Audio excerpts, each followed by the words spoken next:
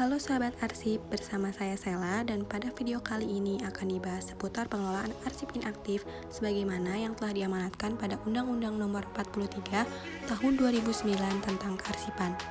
Kenapa kita perlu mengetahui ini? Yuk simak penjelasannya.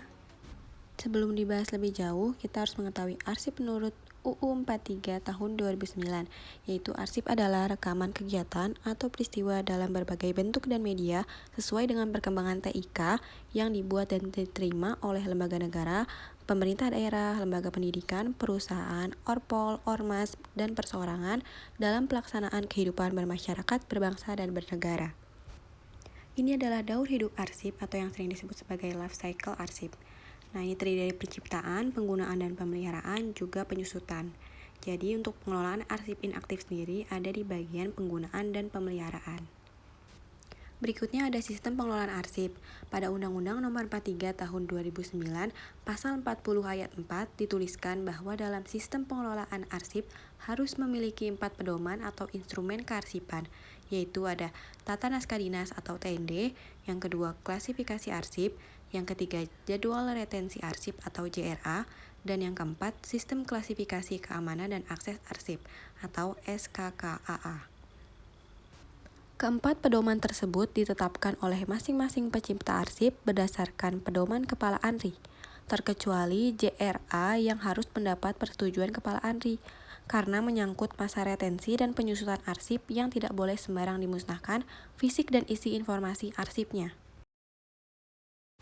Untuk kegiatan pengelolaan arsip, dibedakan berdasarkan fungsi terciptanya arsip tersebut yang secara garis besar terbagi menjadi dua, yaitu arsip dinamis dan statis. Arsip dinamis yang masih digunakan secara langsung dalam kegiatan pencipta arsip dan disimpan selama jangka waktu tertentu yang meliputi arsip aktif, inaktif, dan vital yang menjadi tanggung jawab.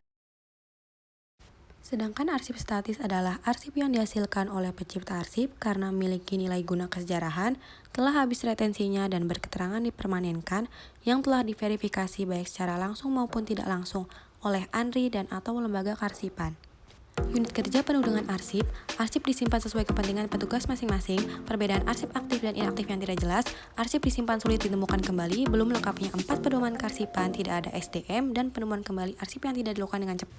Mari kita lihat komposisi ideal arsip pada organisasi. Jika dilihat persentase arsip inaktif termasuk yang paling banyak, total 40% dengan arsip inaktif 30% dan arsip inaktif yang akan menjadi permanen ada 10%. Ini menunjukkan bahwa arsip inaktif harus dikelola dengan baik dan benar supaya tidak menumpuknya arsip, padahal setiap arsip mengandung isi informasi yang mungkin akan dibutuhkan kembali. Nah, sekarang kita masuk ke pengertian arsip inaktif itu sendiri. Arsip inaktif adalah arsip yang frekuensi penggunaannya telah menurun. Ukuran penurunan frekuensi pada arsip pada umumnya merujuk pada batas tertentu frekuensi penggunaan arsip dalam 1 tahun. Nah, arsip inaktif ini disimpan oleh unit kearsipan di pusat arsip atau yang sering disebut sebagai record center, yaitu bangunan yang biasanya secara khusus didesain dan dikonstruksi untuk penyimpanan, pengelolaan, dan pelayanan arsip sebelum dilakukan penyusutan sesuai retensi pada JRA. Ini dia tujuan pengelolaan arsip inaktif supaya menyediakan arsip yang benar pada waktu yang tepat serta biaya yang seefisien mungkin. Jadi, arsip inaktif yang ada di unit kerja tidak boleh asal dipindahkan langsung ke unit kearsipan.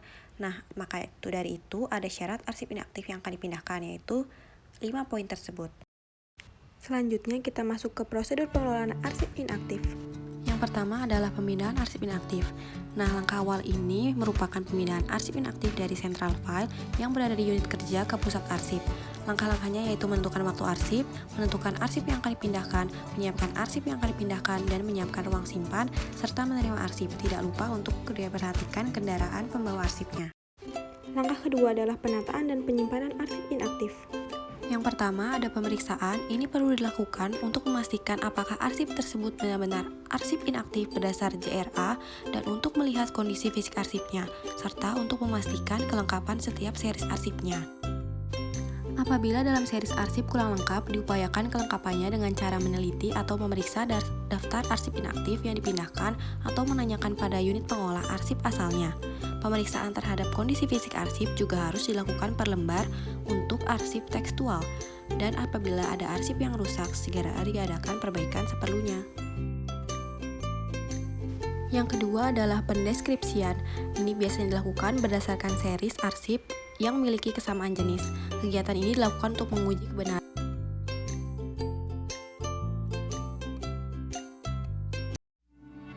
Yang ketiga, penataan arsip dalam box. Nah, pertama-tama kita buat dulu box arsipnya untuk menyimpan arsip inaktif. Penataan arsip dalam box harus memperhatikan penataan arsip ketika masih aktif.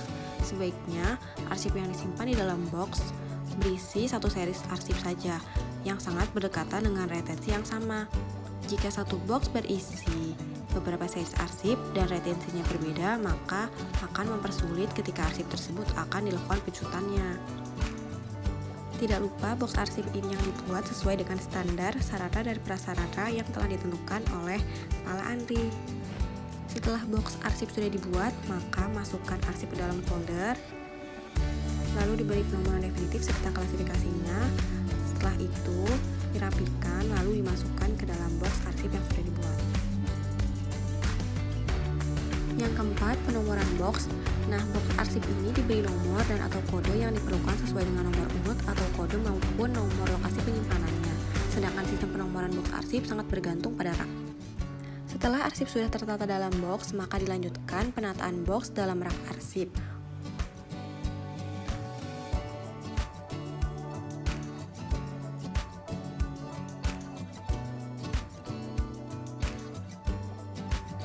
Yang keenam, ada penyusunan daftar arsip inaktif. Daftar arsip inaktif ini sekurang-kurangnya mencantumkan metadata yang berisi informasi tentang pencipta arsip, nomor arsip, kode klasifikasi, series dan deskripsi arsip, tahun jalan masuk, nomor box, referensi, dan keterangan.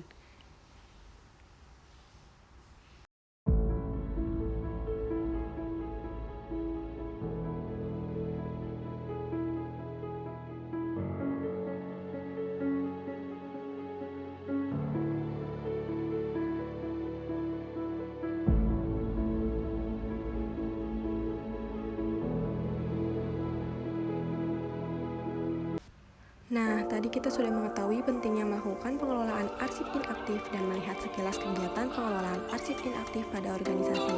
Sekian sampai di sini, semoga video ini bisa bermanfaat. Terima kasih dan salam arsip.